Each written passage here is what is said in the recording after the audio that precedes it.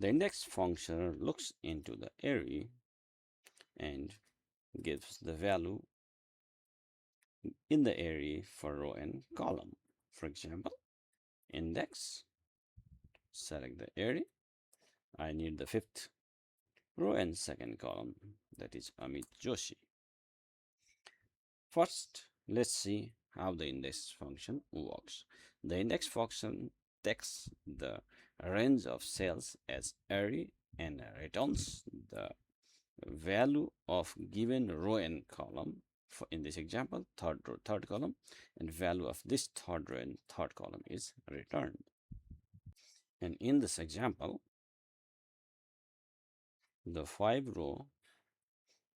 row and second column is Amit Joshi.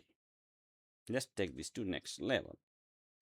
I have set up a table where change in ID number and the row gives respective data. Let's see how this is done. Start the function equal index data range is, select the data range. Now for first column, we know the column is here in C17.